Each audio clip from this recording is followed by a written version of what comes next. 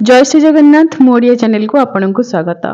भड़ा घरे माण बसिबो कि नाही एई कथार दुई गोटी उत्तर रहिबो। गोटिए शास्त्रोक्त उत्तर एवं आउ गोटिए लोकाचार उत्तर। शास्त्रोक्त कहिले शास्त्र रे वर्णित थिबा कथा को शास्त्रोक्त कहा जाय थाए एवं शास्त्र कोन कहउचंती ए विषय रे आमे जो पूजाटी करूचे मार्गशीर मासर प्रत्येक गुरुवार रे जो पूजा करूचे आमे कहूचे कि यह माणबसा कही कही कहउचंती शेर बसा किंतु शास्त्रीय नाम एही पूजार धान्य माणिका ओषा। एही पूजा को शास्त्रोक्त धान्य माणिका ओषा कहा जाय थाए। एही ओषा विषय रे पद्म पुराण रे इंद्र प्रजापति संवाद रे वर्णना करा जायछि। श्री पद्म पुराण जदि आपन को पाखरे थिबे आपन सेठी मध्य शास्त्रोक्त धान्य माणिका ओषा विषय रे निजे पढ़ी परिबे। एठी मध्य मु आपन को देखै दैछि शास्त्रोक्त धान्य माणिका ओषा विषय रे श्री पद्म पुराण रे कोन सब लेखा अछि। व्रतानि मानि सर्वाणि श्रुतानि बहु समया महालक्ष्मी व्रतं ब्रह्मन् श्रोतुम् इच्छामि तद्वत। एही व्रत विषय शुणिबा पई जेतेबेले इंद्र इच्छा करिसंती सेतेबेले स्वयं ब्रह्मा तांकु कोन उत्तर देउचंती। मार्गशीर्षे प्रकर्तव्यं गुरुर्बारे पुरंदर। मार्गशीर मासर गुरुवार रे एही पूजा करा जिवो एवं आहुरी बहुत किछि वर्णना करा जायछि जहा मु आपन को एठी वीडियो माध्यम रे देई देछि। से सब आपन स्क्रीनशॉट नै के निजे पढ़ी परिबे।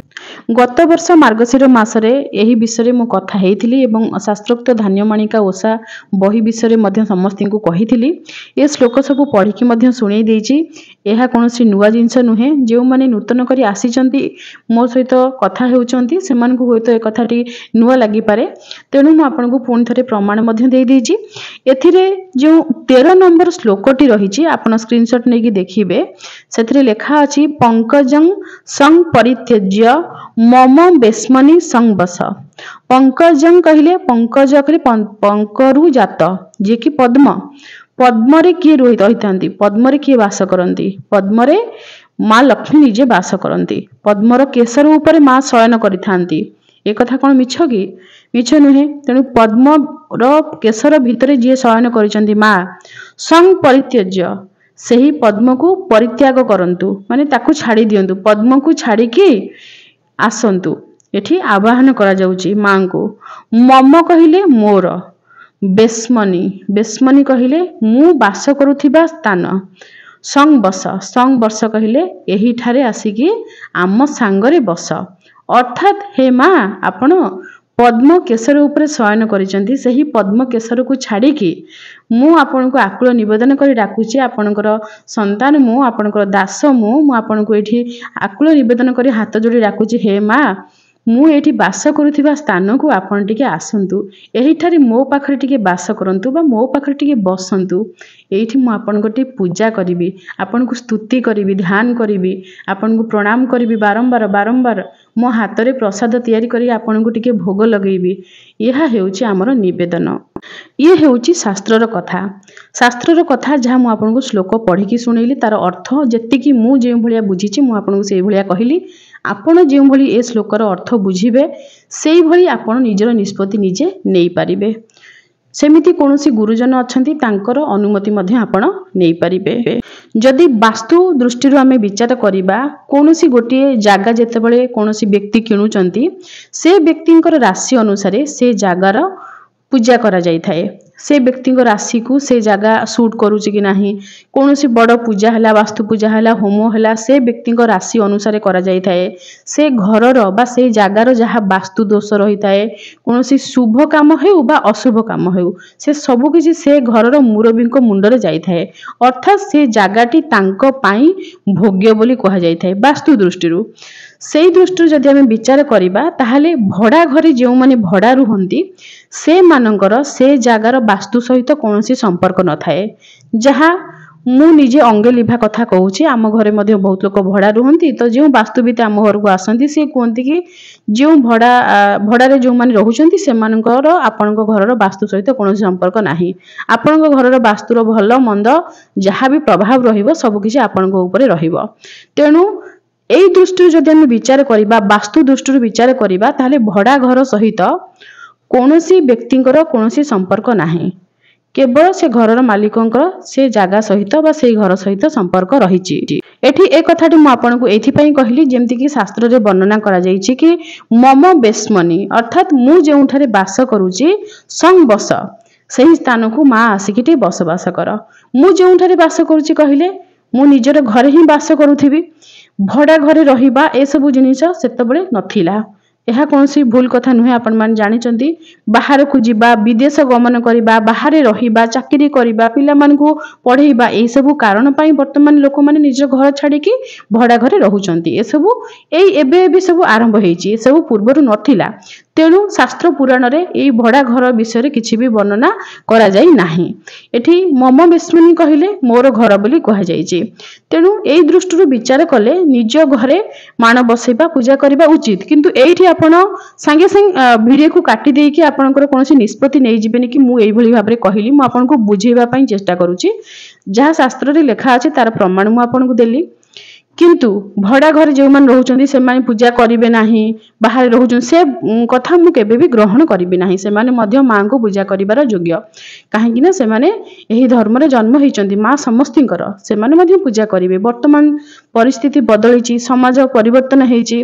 केही निजर पेट पाटना पई बाहर रहउचंदी पिला मान को पढेबा पई बाहर रहउचंदी स्वामी चाकरी करिचंदी किछि असुविधा कारणरू यदि स्वामी बाहर रहउचंदी घरे सासु ससुर नाहंती केही नाहंती जने महिला एकुटिया से बाहर रहिबाकू भय करूचंदी केना वर्तमान परिस्थिति सेही भलिया। जने महिला एकुटिया जदि गाँ रे बसवास भी करूचंदी तांको उपर लोकंकर कु नजर रहउची। तांकर गोटे डाली चाउटी दरकार हेबो कि आनी देबो। तो एई भली परिस्थिति रे सेमान को बाध्य हेकी स्वामी को पाखकू जिबाकू पडुची। तो समस्तिंकर परिस्थिति रहिची किछि खराब परिस्थिति रहिची बोली समस्ते बाहर रहउचंती। एठी आमे परिस्थिति को मध्य विचार करिबा। एठी आपनको स्पष्ट भाव रे मु गोटे कथा कहूची शास्त्र ही शास्त्र को काटी थाए जहा को कहा जाय थाए शास्त्रार्थ। ए शब्दटी को मन रखिथिबे शास्त्रार्थ। आपण सुनिथिबे बहुत ज्ञानी गुणी व्यक्ति माने एम सब कथा होंदी अरे ए कथाटा मोर तमे काटी दउछ ठीक अछि शास्त्रार्थ कहबो एमति कहंती। शास्त्रार्थ कोन शास्त्रार्थ कहले गोटे शास्त्र रे गोटे कथा वर्णना करा जायछि आउ गोटे शास्त्र रे मध्य सेमति किछि जिंस वर्णना करा जायछि जहा कि गोटे शास्त्र रो कथा को आउ गोटे शास्त्र सेठी काटी दिए। तो सेमिति आमर अकाले नियम नास्ति बोली गोटे कथा मध्य रहिछि। ए कथाटी आपण माने निश्चय सुनिचंती। तेनु जेहेतु समाज वर्तमान बदली जायछि परिस्थिति बदली जायछि तेनु परिस्थिति की नेकी हमकु चलिबाकू पड़िबो। जेउ जगार जो नियम बा जो काले जो नियम जो स्थान रे जो नियम तेणु सही अनुसार जो माने बाहर रहउचंदी से माने मांकर पूजा निश्चय करिवे। एठी भी दुईटी कथा मु आपनको कहूची जदि बाहर रहउथिबा लोक माने करिवे नाही माणबसा पूजा ताले असुविधा कोन हेबो ना से माने सेठी रहिले तापर तांको पुओ बहु तांको नाती नातुनी सेमति से माने बाहर जे मन रहउचंदी से माने जागा किनी नचे जागा भी न किनंतु सेमिति सेठी रहि कि व्यापार वाणिज्य करिकि धीरे धीरे तांकर सेठी ही से माने रहि जाउचंदी से माने फेरु नाहंती गां को। तो जदि गोटे महिला तांको घरे माणबसा पूजा करिवे नाही कोनोसी हिंदू घरर जो पूजा सब रहिछि से सब करिवे नाही ओडिया भाबरे कोनोसी परिचय से मानक रहिबो नाही सुदशा व्रत हेबो नाही माणबसा हेबो नाही तांको बहु तांको झियो तांको नाती नातुनी समस्त तांको ठारू सेही जिंस शिखिबे। तो एठी कोन हेबो ना हमर ओडिया परंपरा बुडी जीवो हिंदू धर्मर जो पूजा पद्धति जहा सब रहिछि तांकोरी परिवार रे बुडी जीवो। तो तांको परिवार रे बुडीले धीरे धीरे पाखो पड़ोसी मानकर बुडीबो। तो एमिति हेई हेई कि कोन हेबो ना आम धर्म आम संस्कृति परंपरा ये सब किछि एका संगरे बुडी जीवो। एही दृष्टि जदि आमे विचार करिबा ताहाले बाहर रही कि जहा जेतिकी पाउचंती नियम करंतु अनियम करंतु जेमिति भी करंतु पूजा समस्ते करंतु। द्वितीय असुविधाटी कोन हेबो जदि बाहर रहउतिबा लोक माने मान न बसैले ताहाले सेमाने जेमिति हेले अबाटरे जिबे। वर्तमान बाहर जे माने रहउचंती बा ओडिसा रे रहउचंती किछि लोक मां लक्ष्मी को पाखरे प्रभु नारायण को न बसैकी साई बाबा को बसैकी पूजा करूचंती। लक्ष्मी नारायण बोली तांकर ना जुगल भाव रे रहिछि शास्त्र पुराण वेद रे वर्णित करा जायछि। से पंच देवतांको मध्यरु अन्यतम पडिदात्री हमर जे कि आद्या शक्ति मां महालक्ष्मी तांकर माने तांको विषय किछि न जानि कि तांको साई बाबा को पाखरे बसैकी वर्तमान लोक पूजा करूचंती। तो जदि आमे मान बसैबाकू तांको मना करि देबा ताहाले कोन हेबो ताहाले संपूर्ण भाव रे मां लक्ष्मी मध्य लोक घर चली जिबे। नारायण तो पूर्वरु जाइचंती लक्ष्मी भी चली जिबे केवल साई बाबा पूजा हेबे। तो आपण चिंता करंतु केउं भली भयंकर परिस्थिति को आमे डाकिबा। तेणु भूल करंतु ठीक करंतु जी जेमिति पारुची करू किंतु समस्ते मान बसंतु। आउ कौन असुविधा हेबो जदि से माने मान न बसैबे ताहाले आर्य समाजी अन्य जो संस्था सब रहिले जो माने विदेशी संस्था वर्तमान इस्कन काम करुची आउ किछि संस्था रहिले जो माने ब्रह्म कुमारी से माने तांकर जो सेंटर सब खोली चंती संतोष राउल और सारथी बाबा आहरी सुर बाबा आहरी केते केते अछंती आपण मान समस्तिंकर नाम तो जानि थिबे। एमाने सबू चाहेकी रहिचंती एवं ख्रिस्टियन जो माने रहिचंती धर्म परिवर्तन करिबा पई सेमाने मध्य कला बल कौशल तीनटा जक खटौचंती एवं मुसलमान कोन करचंती ना जोर जबरदस्ती करचंती सेमाने भी थोप पकौचंती। तेणु हिंदू मानकु कन्वर्ट करिबा पई हिंदू मानकु हिंदू धर्म रु विच्युत करिबा पई समस्ते सबुबडे लागि पडिचंती। तेणु आमे आम धर्म भितर रहीकि बहुत लोक कहउचंती कि आमे पूजा करूचु पूजा करिबा छळरे हिंदू मानकु तांग धर्म परिवर्तन करउचंती। किछि लोक अछंती जो माने सीधा सामने रे युद्ध करिकि आम लोक मानकु तांक आडू कन्वर्ट करूचंती। से दृष्टि जदि आमे विचार करिबा आम लोक माने भूल करंतु ठीक करंतु जेमिति करंतु से पूजा करंतु कम से कम आम धर्म रे तो बांधी कि रहिबे। एसबू जहाँ मुझे आपको कहली सामाजिक दृष्टिकोण रू कहली जदि आमे भावगत दृष्टिकोण रू देखिबा जणे घरर महिला पूजा करूचंती सी मन चिंता करूचंती कि मु भड़ा घरे रहूची मु पूजा कली मां को डाकिली मां तो भड़ा घर को आसीबे ना मो घर को तो आसिलेनी तेणु मोर धन धान्य बढ़िबो ना घरर मालिक जे तांकर धन धान्य बढ़िबो। ए कथार उत्तर एया रहिबो कि आपण जेतेबेले मांकर पूजा करूचंती आपणको कर्म रे मांकर पूजा जोड़ी हेई गला। सेमिति आपण जदि मंद कर्म करूचंती तार फल आपण भोग करूचंती। आपण पूजा कले भल कर्म कले तेणु तार फल मध्य आपण भोग करिवे। माँ कहार घर देखिके आसंती नाही माँ सबुबले व्यक्ति देखिके आसंती। आमर गोटे कथा अछि पुरुष अंगरे जन्न नारी अंगरे धन। केउ नारी पाखरे धन रहिबो बा लक्ष्मी प्रसन्न हेबे से सबु जन्मरु जना पड़ जाई थाए। नारी मानक अंगरे किछि किछि चिन्ह रही थाए। तेणु आपणकर कर्म अनुसार भगवान आपन को जन्म देकी पठेइचंती जहा कर्म आपन पूर्व जन्म रे करिचंती तार फल वर्तमान भोग करूचंती।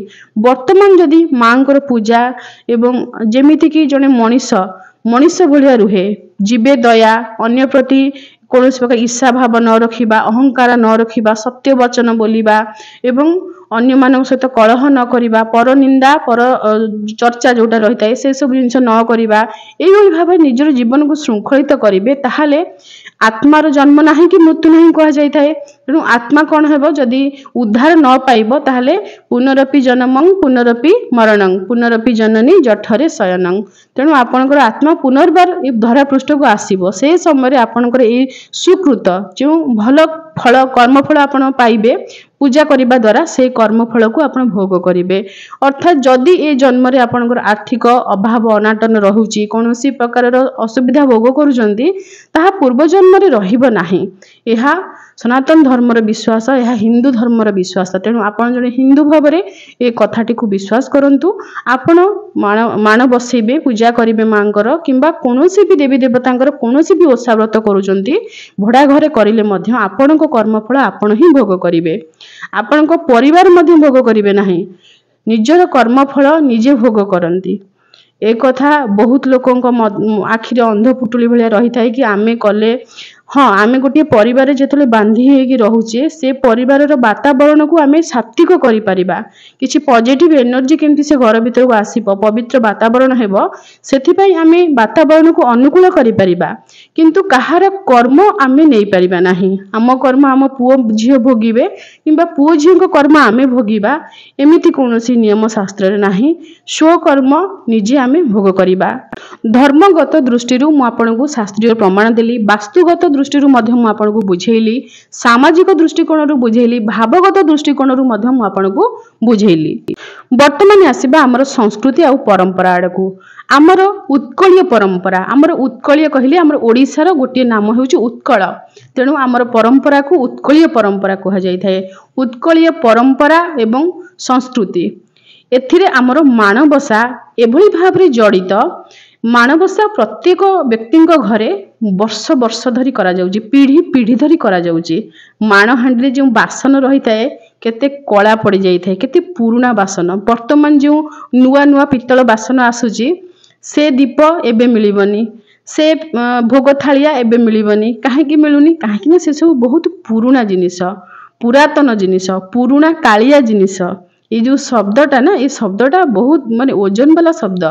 ତେଣୁ ଏଇ ଯେଉଁ ସଂସ୍କୃତି ଆଉ ପରମ୍ପରା, ଏଇ ମହାନ ସଂସ୍କୃତି ଆଉ ପରମ୍ପରାରେ ଆପଣ ଜନ୍ମ ହେଇଛନ୍ତି।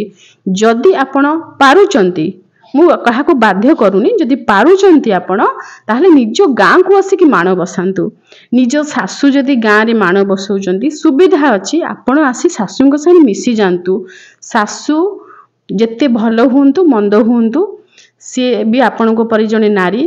ଯଦି ଆପଣ ପାରୁଛନ୍ତି ତାଙ୍କୁ ସାହାଯ୍ୟ କରିବା ପାଇଁ, ତେଣୁ ଆପଣ ଆସିକି ତାଙ୍କ ସହିତ ଯୋଗ ଦିଅନ୍ତୁ। ଅତି ଅସୁବିଧା, ଅତି ଖରାପ ପରିସ୍ଥିତି, କାହାର ପରିସ୍ଥିତି ଭିତରେ ଆମେ ତ ଜାଣିନେ, ତେଣୁ କାହାକୁ ବାଧ୍ୟ କରିବା ଉଚିତ ନୁହେଁ। ଯଦି ସମ୍ଭବ ଗାଁକୁ ଆସନ୍ତୁ। କାହିଁକି ନା ଗାଁରେ ଆପଣ ଇଶାଣ ଅଛନ୍ତି ଆପଣଙ୍କର, ଆମର ଇଶାଣ ପୁଟୁଳି ଯେଉଁ ରହିଥାନ୍ତି, ସମସ୍ତଙ୍କ ଘରେ ନଥାନ୍ତି, କିଛି ଲୋକଙ୍କ ଘରେ ରହିଥାନ୍ତି। ସେ ଇଶାଣ ପୁଟୁଳି ଅପୂଜା ରହିବା ଭଲ ନୁହେଁ। କାହିଁକି ନା ସେଠି ଅଷ୍ଟଧାତୁ ଥାନ୍ତି। ସିଏ କେଉଁ ଦେବତା ବୋଲି ମୁଁ କହୁନି, ସିଏ କେବଳ ଅଷ୍ଟଧାତୁ ଧରନ୍ତୁ ଆପଣ, ଅଷ୍ଟଧାତୁଙ୍କର ହିଁ ପୂଜା କରାଯାଇଥାଏ। ଅଷ୍ଟଧାତୁଙ୍କ ଭିତରେ ଯେଉଁ ଦେବାଦେବୀଙ୍କର ବୀଜ ମନ୍ତ୍ର ଦ୍ୱାରା ପ୍ରାଣ ସଂଯୁକ୍ତ କରାଯାଇଥାଏ, ସେହି ଦେବାଦେବୀଙ୍କୁ ପୂଜା କରାଯାଇଥାଏ। ଯଦି କୌଣସି ଦେବାଦେବୀଙ୍କର ନାଁ ଆପଣ ଜାଣିନାହାନ୍ତି, କିନ୍ତୁ ଯିଏ ସେ ଇଶାଣକୁ ସ୍ଥାପନା କରିଥିବେ, ସିଏ କୌଣସି ନା କୌଣସି ଦେବାଦେବୀଙ୍କର ପ୍ରାଣ ସଂଯୁକ୍ତ କରିଥିବେ ସେଠି। ତେଣୁ ତାଙ୍କର ପୂଜା କରାଯାଏ, ତାଙ୍କୁ ଅପୂଜା ରଖାଯାଏ ନାହିଁ। ଯଦି ସମ୍ଭବ ପିଲାମାନେ ବଡ଼ ହେଇଗଲେଣି ତାହେଲେ ଗାଁ ମାଟିକୁ ଫେରି ଆସନ୍ତୁ ଏବଂ ଇଶାଣଙ୍କର ପୂଜା କରନ୍ତୁ। ଯଦି ଅତି ଅସୁବିଧା ହେଇଯାଉଛି ତାହେଲେ ଆପଣ ଇଶାଣକୁ ସାଙ୍ଗରେ ମଧ୍ୟ ନେଇପାରିବେ। ବର୍ତ୍ତମାନ ସେମିତି ମଧ୍ୟ କରାଯାଉଛି, ବହୁତ ଲୋକଙ୍କର ଫ୍ଲାଇଟ୍ରେ ମଧ୍ୟ ଇଶାଣ ଯାଉଛନ୍ତି। ତେଣୁ ଅସୁବିଧା ସ୍ଥଳେ ତ ଆଉ କିଛି କରିପାରିବେ ନାହିଁ, ଅକାଳ ନିୟମ ନାସ୍ତି କଥାଟି ଅଛି। ଆଉ ଯଦି ସମ୍ଭବ ହେଉଛି ଆପଣ ବର୍ଷକୁ ଥରେ, ବହୁତ ଲୋକ ଅଛନ୍ତି ବର୍ଷ ସାରା ବାହାରେ ରୁହନ୍ତି, କିନ୍ତୁ ମାଣବସାକୁ, ଯେମିତି ନୂଆଖାଇକୁ ସମସ୍ତେ ସମ୍ବଲପୁର ଫେରି ଆସନ୍ତି, ଠିକ୍ ସେମିତି ମାଣବସାକୁ ସମସ୍ତେ ନିଜର ଘରକୁ ଆସନ୍ତି। ସେଇ ଭଙ୍ଗା କୁଡ଼ିଆ ହେଉ ପଛେ ତାକୁ ଧୁଆ ପୋଛା କରି ସେଇଠି ସେମାନେ ମାଣ ବସାନ୍ତି। ତ ସିଏ ବି ଗୋଟେ ଅଲଗା ପ୍ରକାରର ନିଆରା ଅନୁଭୂତି। ଆମ ସଂସ୍କୃତି, ଆମ ପରମ୍ପରାକୁ ବଞ୍ଚେଇ ରଖିବାର ଟିକେ କଷ୍ଟ, ଆପଣଙ୍କୁ କଷ୍ଟ ନିଶ୍ଚୟ ହେବ। ଆପଣ ବାହାରେ ରହୁଛନ୍ତି, ସେଠି ଆପଣଙ୍କର ଗିଜର ଲାଗିଛି, ଗରମ ପାଣିରେ ଗାଧେଇବାର ସୁବିଧା ଅଛି। ଗାଁକୁ ଆସିଲେ ଟିକେ ଅଧିକ ଥଣ୍ଡା ପଡ଼ିବ, ଆପଣ ସବୁ ଜିନିଷ ସାଙ୍ଗରେ ଆଣି ନଥିବେ, ଟିକେ ଥରି ଥରିକି ଆପଣଙ୍କୁ କାମ କରିବାକୁ ପଡ଼ିବ, ଟିକେ ରାତିରୁ ଉଠିବାକୁ ପଡ଼ିବ। ତ ବାହାରେ ବି ତ ରାତିରେ ଉଠୁଥିବେ, ତେଣୁ ଏଠି ଟିକେ କଷ୍ଟ ଆପଣଙ୍କୁ ନିଶ୍ଚୟ କରିବାକୁ ପଡ଼ିବ। ମୁଁ ବି ଦେଖିଛି ଲୋକ କଷ୍ଟ କରନ୍ତି, କାହିଁକିନା ବାସନ ଫାସନ ନଥାଏ, ତ ଯେତିକି ଅଳ୍ପ କିଛି ସେଠି ରଖିଥାନ୍ତି, ତ ଆସିକି ସେମାନେ କରନ୍ତି। ମୋ ଘର ପାଖର ଲୋକଙ୍କୁ ମୁଁ ଦେଖିଛି ସେମାନେ ଏମିତି କରନ୍ତି। ତ ଆପଣ ସେମିତି ଆସିକି କରିପାରିବେ, କେବଳ ନିଜ ସଂସ୍କୃତି ପରମ୍ପରାକୁ ବଞ୍ଚେଇବା ପାଇଁ। ଏବଂ ଆଉ ଗୋଟେ ଜିନିଷ ଆପଣମାନେ କେବେ ବି କାଟି ଦେଇ ପାରିବେ ନାହିଁ କି ଘରର ବୋହୂ ହେଉଛନ୍ତି ଘରର ଲକ୍ଷ୍ମୀ। ଯେତେବେଳେ କୌଣସି ବ୍ୟକ୍ତି ତାଙ୍କ ଘରର ବୋହୂକୁ ଝଗଡ଼ା କରନ୍ତି, ବିନା ଦୋଷରେ ଗାଳି ମାଡ଼ ଦିଅନ୍ତି, ଚୁଟି ଧରିକି ନାରୀଙ୍କୁ ମାରିବା, ଏସବୁ ଜିନିଷ ଯେତେବେଳେ କରନ୍ତି, ଆମେ କ'ଣ ତାଙ୍କୁ ସଜେଷ୍ଟ କରିଥାଏ? ଆମେ କୁହେକି ନାଇଁ, ସେ ଘରର ଲକ୍ଷ୍ମୀ, ବୋହୂ ଘରର ଲକ୍ଷ୍ମୀ, ଝିଅ ଘରର ଲକ୍ଷ୍ମୀ, ତାଙ୍କୁ ହାତ ଉଠେଇଲେ। ତେଣୁ ଏଇ କଥାଟିକୁ ଆପଣ ନିଜ କଥାକୁ ନିଜେ ବିଚାରକୁ ନିଅନ୍ତୁ। ଯଦି ଝିଅ ବୋହୂ ଘରର ଲକ୍ଷ୍ମୀ, ତେଣୁ ବୋହୂ ଯେତେବେଳେ ନିଜ ଘର ଛାଡ଼ି ଅନ୍ୟ ବ୍ୟକ୍ତିଙ୍କର ଘରେ ରହୁଛନ୍ତି, ତା ମାନେ ଏ ଜାଗାରୁ ଲକ୍ଷ୍ମୀ ସେ ଜାଗାକୁ ଗଲେ ନା ନାହିଁ। ସେଇଥିପାଇଁ ଆମର ଗୋଟେ ପୁରୁଣା କାଳିଆ କଥା ଅଛି କି ବୋହୂମାନେ ବାରମ୍ବାର ପଡ଼ିଶା ଘରକୁ ଯିବାକୁ ମନା କରାଯାଏ। ପୁରୁଣା ଲୋକମାନେ, ଜେଜେ ଜେଜେମା, ଏମାନେ ସବୁ ମନା କରନ୍ତି, ନାଇଁ ଯେ ମା ବାରମ୍ବାର ପଡ଼ିଶା ଘରକୁ ଯିବନି, ତାଙ୍କ ଘରକୁ ଏତେଥର ଯାଅନି, ମନା କରନ୍ତି। କାହିଁକି ମନା କରନ୍ତି? କାହିଁକି ନା ସେମାନେ ଜାଣନ୍ତି ବାସ୍ତବରେ ଝିଅ ବୋହୂ ହେଉଛନ୍ତି ଘରର ଲକ୍ଷ୍ମୀ।